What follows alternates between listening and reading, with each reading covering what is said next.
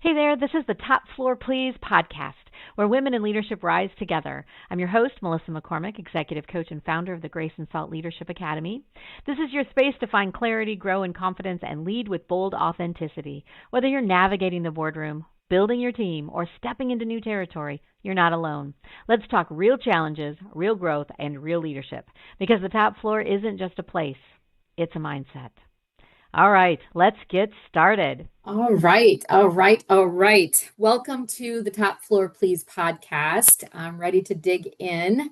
And today we're going to talk about moments in time. So this builds on the last podcast that we just had. So if you haven't heard that one, please go back to one podcast and where we really dig into the DISC style and the DISC styles. But I want to build on what we talked about last time, which was, have you ever been in that meeting where you say something and moments later, like you say something, and then immediately there's no response, like it's crickets.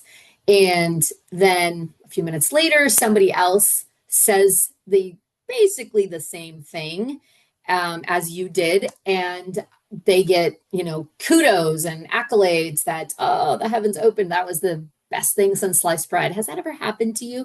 Well, it used to happen to me quite often until I realized how to convey my thoughts in a very thoughtful, careful, clear way with a voice and with confidence, right? I found that what I was doing was not communicating clearly.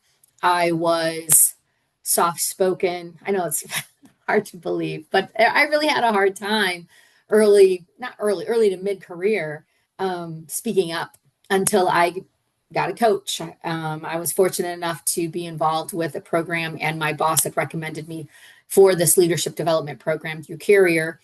And part of the program was a business coach, and she was amazing. Her name was Diane, and she was fantastic.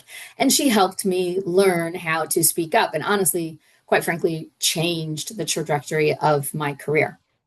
Okay, so for those of you who don't know me, I am Melissa McCormick. I'm the owner of Grace and Salt Leadership Academy, where we help women find their voice.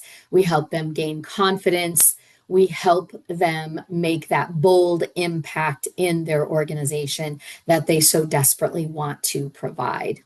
All right, so we are talking about this frustrating moment. So I have 3 tips that I want to share with you today in order to help you overcome that, because it's pretty infuriating, it's discouraging, and if you're not careful, it'll cause you to retreat.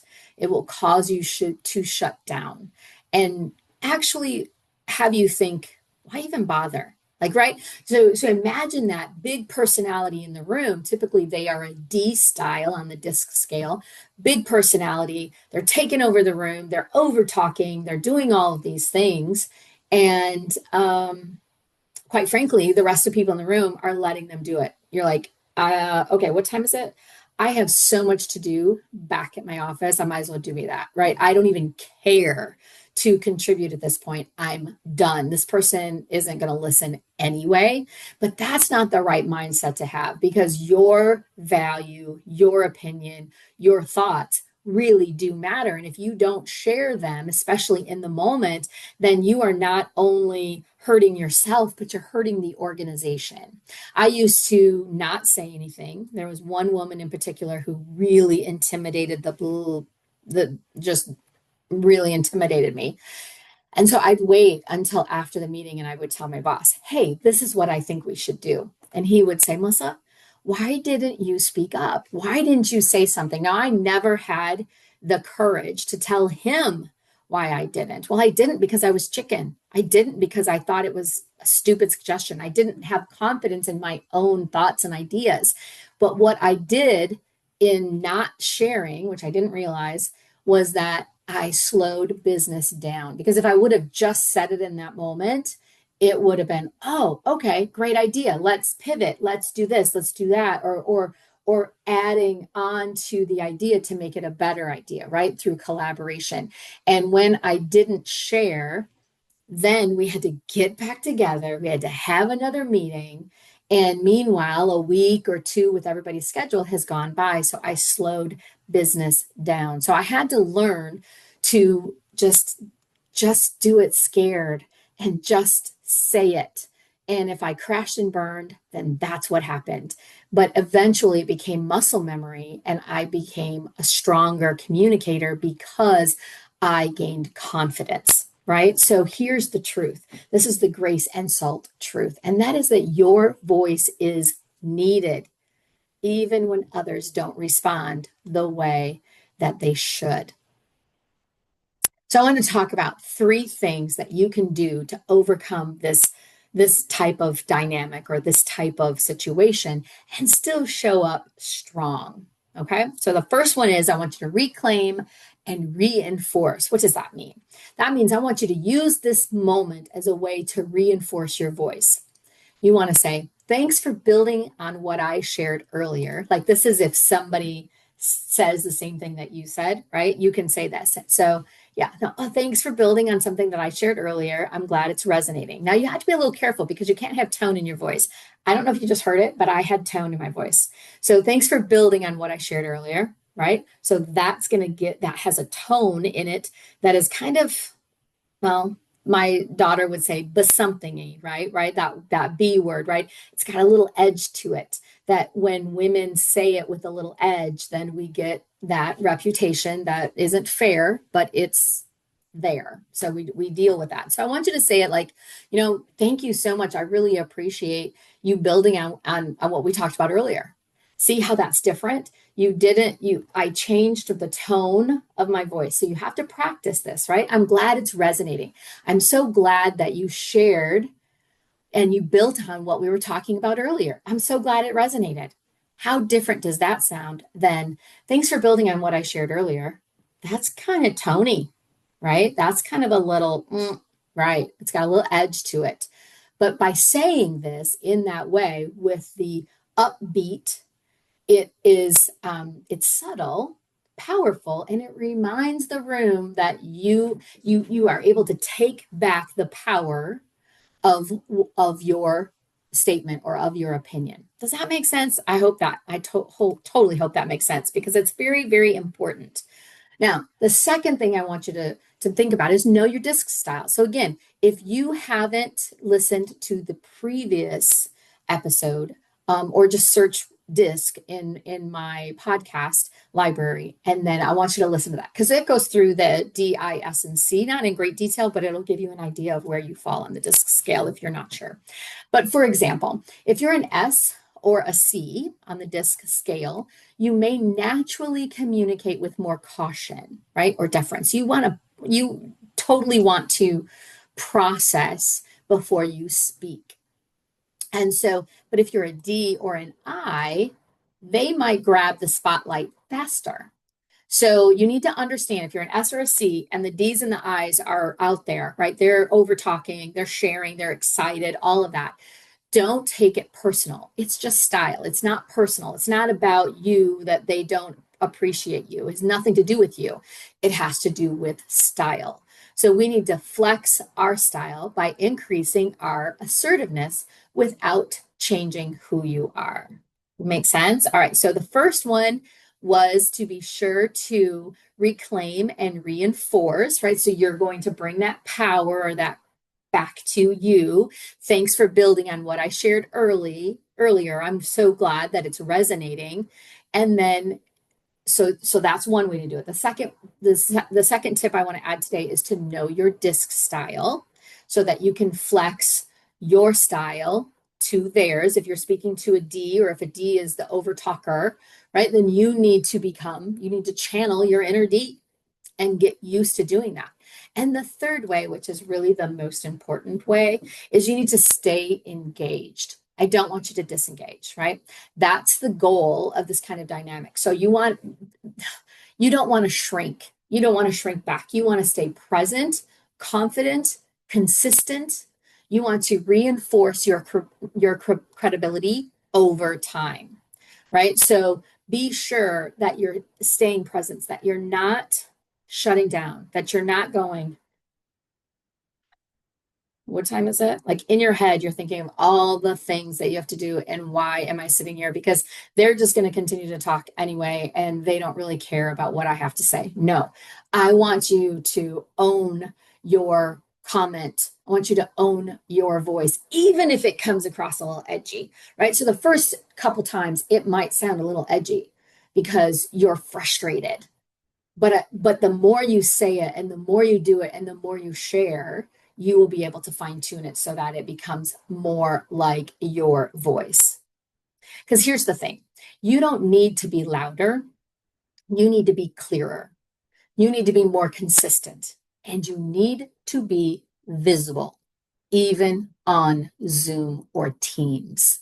Okay. The dynamic virtually is even harder than it is in person. So if you are on a virtual team or on a virtual Teams meeting or a Zoom meeting, you may have to raise your hand, use the raise your hand icon, literally raise your hand. Or you may have to interrupt. And that's hard to do it because the computer is only going to pick up one voice at a time. So that does get a little bit challenging. But once people, if people start to calm down or they start to not speak, then you speak up and go, I want to go back to the moment. I want to go back to the conversation where we talked about XYZ, right? It's okay to go back, even though they may have moved on. You can always say, look, I have something to add I wasn't able to add earlier about blah, blah, blah.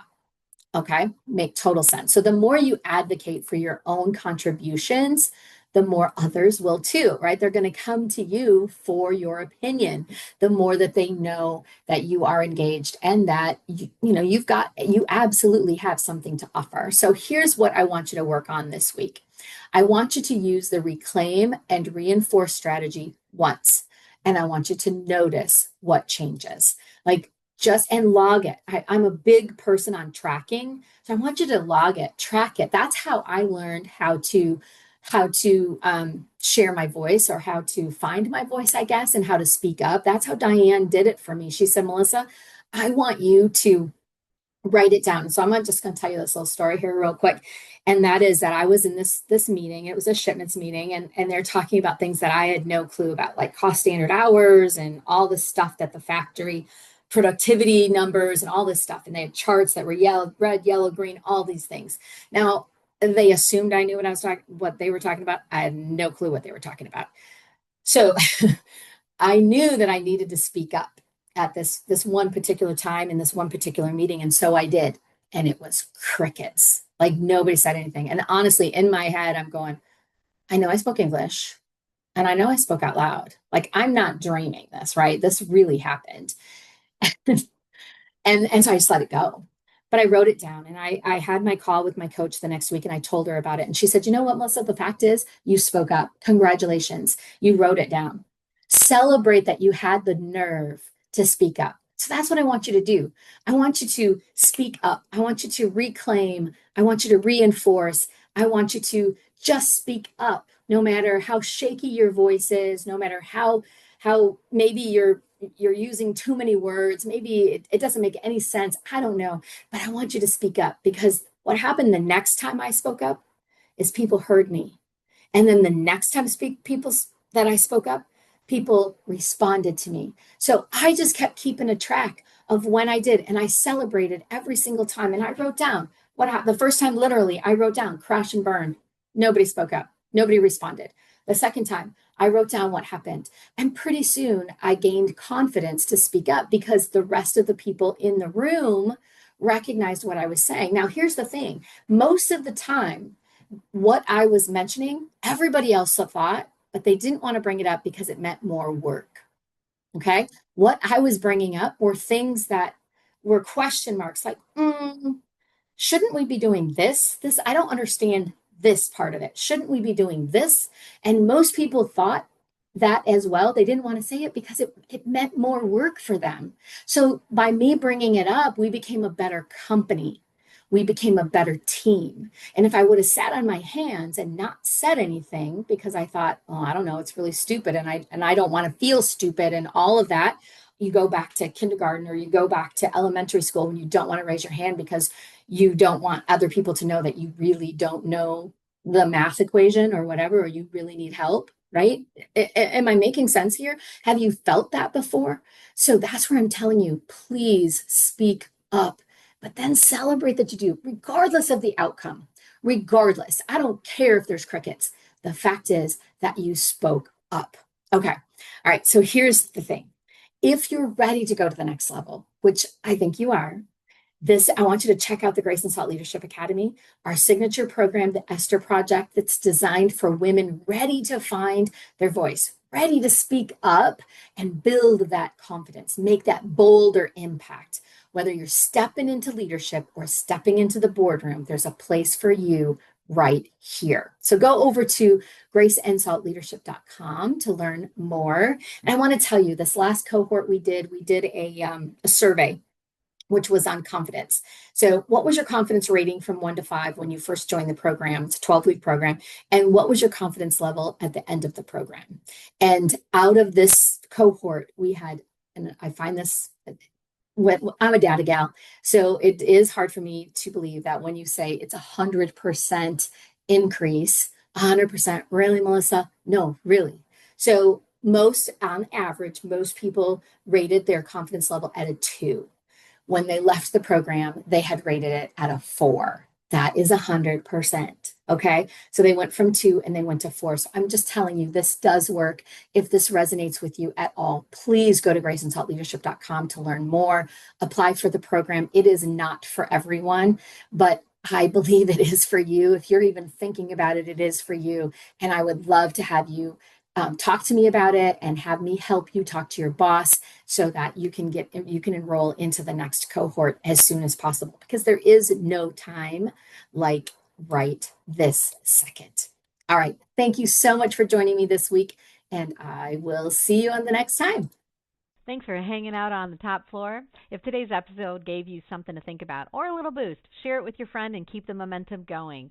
And hey, if you're ready to find your voice and lead with clarity and confidence, check out the Esther Project. It's our foundational program at Grace and Salt, and it's built for women like you who are ready to rise. You can learn more at graceandsaltleadership.com. I'll drop the link in the show notes, and remember, you don't have to lead like everyone else, just lead like you. All right, I'll see you next time.